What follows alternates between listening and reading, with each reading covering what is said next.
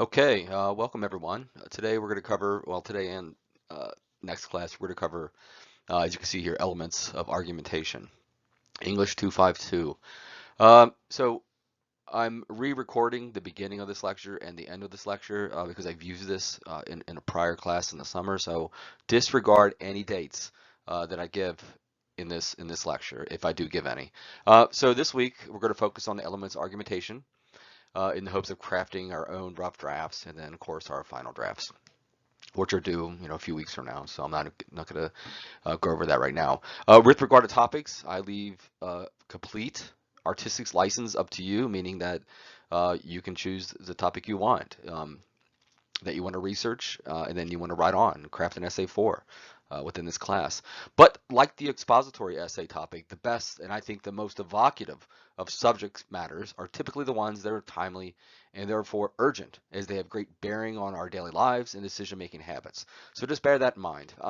Think about some topic that's just highly debatable that you're interested in. Maybe you have some knowledge on it.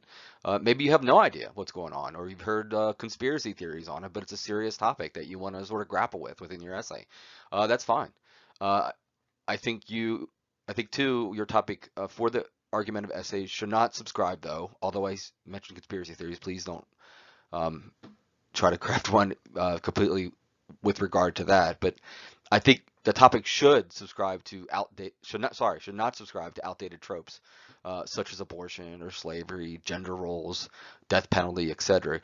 Instead, use the space of the argumentative essay to explore fresh, highly debatable topics, as we can see within the graphic here, whereby the point you're attempting to make throughout the entire breadth of your essay can easily be refuted via a counterpoint. And we're going to get into that later in this lecture and then the next lecture, and look at an example of how to incorporate your points throughout the entire essay, and then towards the end, right for the conclusion, you want to do what's called a counterpoint, and where you accept that there's another side to the argument, but then you refute it, right?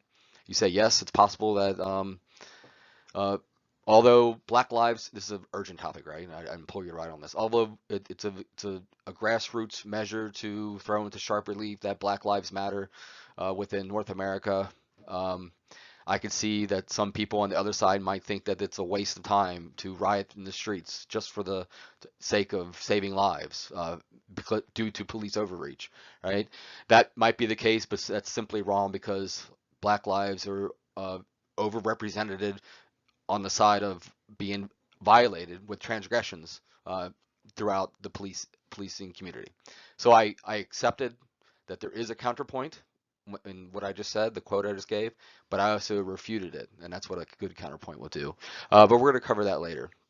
Just start thinking about what you want your argumentative essay topic to be on, what you want it to address, and really try to avoid those highly overdone and tiresome arguments that exist out there. So try to find something that's more urgent uh, in part of our society today. Okay, basic structure of argumentative paper. The basic structure of the argumentative essay is not a far excursion from the territory of the expository that we just had written. As you can see here, the argumentative essay has an introduction, just like the expository, which distills down to a thesis statement that is both precise and thorough, and we definitely did that within the expository. And even, I would say, and most of you did this, is right next to your thesis statement, just tack on an extra half a sentence that summarizes the points that you're going to make within the essay. The argumentative essay will also provide background information on your chosen topic, which most of us did, I think, within the expository. Then your essay will present reasoning and evidence. We did that as well within the expository, so we're definitely doing that in the argumentative. However, the argument essay takes the expository essay a step further, as it offers what's called counterpoint by addressing the other side of the argument. Then, of course, it ends with the conclusion. We're expanding on the counterpoint later on this lecture, but you will receive a more thorough lecture on it on Tuesday with regard to your essay's counterpoint. Note too, where the expository was just giving information, informing the reader about a process or a definition or a compare and contrast. The argumentative essay has to have a thesis statement that's very strong and deliberate in stating what are you going to argue on behalf of, and then it has to present evidence to that argumentation. So your language could be a lot stronger, showing that you are on one side of an argument within this essay. Whereas uh, within the expository, we had to be very careful not to use language that qualified any sort of point we were trying to make. Okay, as you can see here, elements of argumentation. Just a quick note, this paper, like the rest of our papers, essays within this class will be 3 to 5 pages double spaced, Times New Roman, 12-point font, 1-inch margins, the same headers with your last name, the page number, top right-hand corner, then your name, my name, the class, and then the date in the top left-hand corner. And then, of course, it's going to have a title. So MLA formatting, nothing new. It will have, this is kind of new, it will have 4 in-text citations that correspond to 4 works cited entries. We had 3 for our expository essay, so we're taking it one step further. We're layering and building with these essays as they become more complex and as we get deeper into the semester. The argumentative essay will attempt to persuade a reader or listener on the chosen topic. So it's very important that you are persuading. You can fully relinquish yourself and open up the reins of persuasion, whereas you could not do that within the expository essay. So you definitely need to persuade the reader on your chosen topic. Must have debatable topic. No factual principle-based topics, as we said before, such as, say, gravity doesn't exist. We can't debate. That's something we cannot debate, right? Objective truth is gravity, right? The principle of gravity. Uses outside authority within your argumentative essay to underscore your own argument. So you can't rely on yourself as the expert. You might be able to maybe have one instance of your 4 in-text citations that correspond to your works cited where you're sort of borrowing from your own expertise. I'm okay with that, but it can't become a crutch where all your paraphrases or quotes or summaries come from you. In fact, I would even just avoid it outright and just have it based on outside authorities. I think it's easier that way anyway.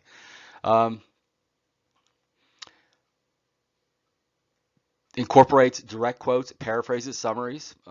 Argumentative essay requires a minimum 4, as we saw above. So you can mix and match them any way you like, which you sort of did, many of us did within the expository, whereby some individuals would use 2 quotes and then they would include a paraphrase to meet that 3 minimum. In this one, you can mix and match as you wish. Incorporates attribution. So this essay requires a minimum 4. And attribution, as you recall, that many people use within the argumentative essay, or sorry, within the expository essay was according to Mike Jones, who's a leading expert in the field of X, Y, and Z, right? So incorporate those attributions. Cites direct quotes, paraphrase, summaries by using in-text citation, which we did within the expository essay, so that's nothing new. In-text citations correspond to entries on the works cited page. Works cited does not count as part of the minimum page numeration. The pagination, it doesn't account towards your pagination, right? So think about it in terms of it's a 3 to 5 page essay. You write a minimum of 3, and then the 4th page would be your works cited page. Or if you wrote 5 pages of prose, you did the maximum, which really you can go above 5 pages if you have to complete your argument. Then your 6th page would be your works cited page. Finally, works cited page follows MLA style. It's out, which means it's alphabetized. It has a heading that says works cited, and then each entry has a hanging indent. Also, the argumentative essay will contain a strong and precise thesis statement that argues only on one side of your chosen topic. It's not gonna be balanced like with the expository, where you could have compared and contrasted 2 different things, right? Stating their similarities and how they diverge, how they converge and diverge, right? We're not going to do that. We're on one side of the argument for the majority of the paper until we get to the counter argument. The counter argument is nothing more than one paragraph, and we'll look at that in a moment. So here we go, counter argument. We'll incorporate a counter argument or counterpoint, whereby you concede an opposing viewpoint, then you refute or counter it by showing its inherent flaws, its shortcomings, its myopic nature, its prejudices, its narrow-mindedness, etc. So typically the counter argument is positioned the paragraph just before the conclusion. We're going to look at a more thorough lecture on that tomorrow, though. It will incorporate a claim, a thesis statement, and provide evidence, the evidence is pushed through the lens of your quote, your paraphrases, your summaries from the outside authority towards that claim. Argumentative essay will follow all structural conventions of past essays that we've written within this class, especially the expository, which includes MLA style formatting, introduction, body, conclusion, and then we're going to incorporate the counter argument. So there's various ways in which we establish or we construct or build truth. There's empirical observation, which includes studies, research, peer-reviewed data, journals, objective news outlets, etc. So think of empirical observation as you're borrowing from that outside source, right? That outside authority. And then there's sort of our authority, making argumentation through us on the paper. And that's through logical reasoning. So things that stand to reason, it passes the optics test by appearing correct, often referred to, and you're going to read this when you summarize the chapter on argumentative essay within the book. It's often referred to as the syllogism or the etheme. The syllogism, an example of that would be all men are mortal. That's the major premise. Socrates is a man. That's the minor premise. Therefore, Socrates is mortal. That's the conclusion. You could see there's inherent truth within those three statements and how they are sort of three pillars that support each other. The logic is internal. We don't have to reach for an external empirical observation to understand its inherent truth. The etheme is the same thing, but it omits the major premise. Okay, types of argumentative appeals. We have three of them, but I've added a fourth because we see this sometimes within writing, within movies, within any type of writing, really. It exists, the idea of pathos, but we'll look at that in a moment. So our papers would definitely contain logos, an appeal by way of logic to the reader. It logically makes sense. Ethos, an appeal by way of authority. That's going to be one of the major pillars that we're going to write within our essays, reaching out to that outside authority in order to establish truth within our own paper. Pathos, an appeal by way of emotion. Hopefully that would be one of them we use with great economy, pathos. And of course, with even greater economy, we would use pathos. And that's an overt appeal to pathos or emotion. Within our paper, we have a claim, the thesis statement. So one example would be all Canadians should learn a second language. To that claim, we must provide evidence, a quote, a paraphrase, a summary from outside authority that establishes or underscores our own thesis statement, always reaching back to the thesis statement. An example might be the primary reason all Canadians should learn a second language, according to English 252 at Medicine at College, is we would establish a quote, a paraphrase, or a summary, reaching from outside authority in order to establish our claim or our thesis statement. Things to consider when you're crafting the argumentative essay, rough draft, and then polishing it up for the final draft. Kind of parallels what we talked about within the expository essay, and that is, of course, the first one is scope. How large of a swath of the landscape do you want to argue on behalf of within these essays? Do you want to center it around all of Canada, all of North America, all of Alberta, all of Western Canada, all of Medicine Hat? How small, how large do you want to make the scope of your argumentation? Who is the audience? The audience is going to dictate what your background information is going to contain, right? Think about who the audience is. Therefore, we never presume that the audience has complete understanding of what the topic actually is. So we have to provide background information in order to give us proper footing within the argumentation. Avoidance of pathos and bathos, which we covered in the prior slide. Argument addresses a topic that is timely plus relevant, and this equals urgent. And I told you before, the most evocative type of writing, whether it's expository or argumentation, needs to address the relevant and timely and urgent nature of your topic. Think about the hierarchy of your argumentative points. When you sit down to craft your summary, hopefully it was in great connection with your thesis statement, great proximity towards it. Think about the points that you want to make, the ones you want to mention first, second, third, or fourth, and think about which one you want to mention first in that hierarchy. It would be most likely your strongest point, right? And you would end with your weakest point. And if you meet the minimum standard for the threshold of what the page numeration is for this essay, I would say drop your weaker point before you get to the counterpoint. And be sure also, a major thing to consider would be the topic must be debatable. Remember, no objective truths within this. We're reaching out to something that's highly debatable that has two sides, and you pick one. Okay, let's go ahead and look at another example. This one also is a student essay that was submitted a couple years ago. So it has the proper MLA formatting, as we can see here. Student's name to the top left, my name, the name of the class. You can abbreviate the class ENGL 252, or as we see here, the long title, English 252. And then the date in this specific MLA format, the day, the month spelled completely out, and then the year. And then the top right-hand corner, we have last name, space, page number, and that page number must advance is each page advances as well, not page one on every page.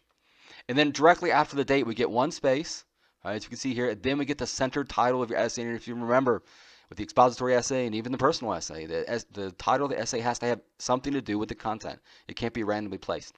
So let's go ahead and read this.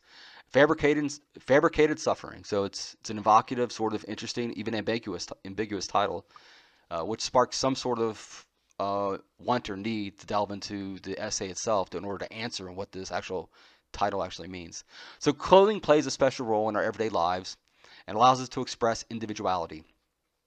We communicate to others a little about ourselves by the clothing we wear.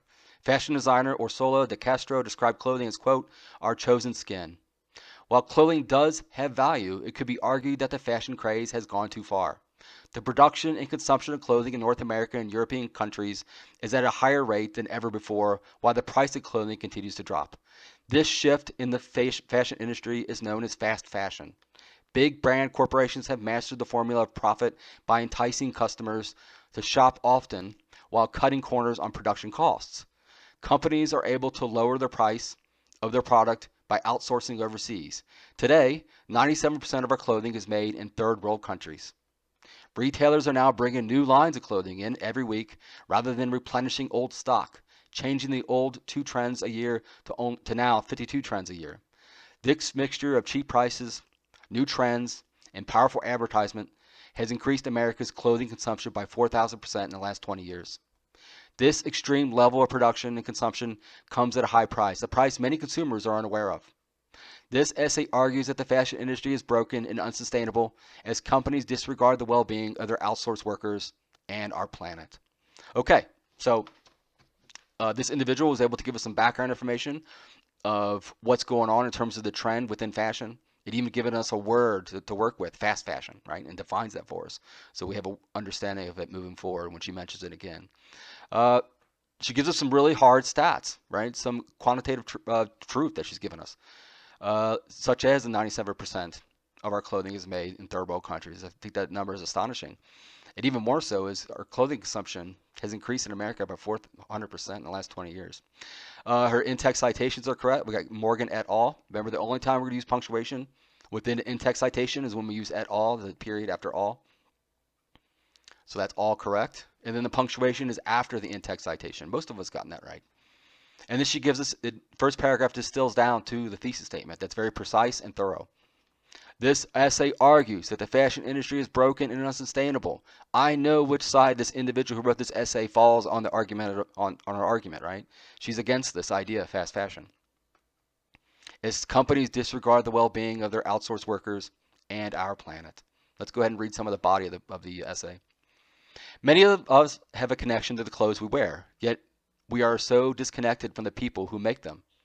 Research documentary The True Cost estimated there to be 60 million garment workers around the world, 85% of these workers being women. Some people might see this as a positive thing. Aren't we helping the less fortunate by supplying them with jobs? The more business we can bring to these countries, the more their economy can grow and develop. It could be argued that globalization is connecting us on an international scale. But the truth is, our world has never experienced such high levels of inequality. Garment factory workers are some of the lowest paid employees in the world. Big brand agencies come to these countries to exploit their lack of labor laws, no set minimum wage, and desperate need for work. A research study conducted by the Microfinance Opportunities found the average garment worker in Bangladesh worked 60 hours per week, making the equivalent of 45 cents Canadian an hour. These are the employees of companies that are making billions of dollars every year, with the current market value of the fashion industry resting at the estimated $385.7 billion annually. The well-being of those who make our clothes are not being at all considered during this transaction. This broken system takes advantage of their workers' misfortune in order to maximize their profits. Okay, so we get some more percentages, some data, some statistics to help establish her argument. Always reaching back to her thesis statement that this is a broken process, this is a broken system. Her in-text citations are correct. Notice right away I know she couldn't find an author of this article. It was a website most likely. Because it didn't have an author, I can assume it's a website, and that'll be confirmed when I read the works cited page. But you can see here, because there wasn't an author, you have to use the title. And in this case, it's an abbreviated title. She narrowed it down to 3 words, the first 3 words of the title, put it in quotation marks, and then put it in parentheses. And that's correct. I know right away there's no author, and that's the title of the article, or the abbreviated title.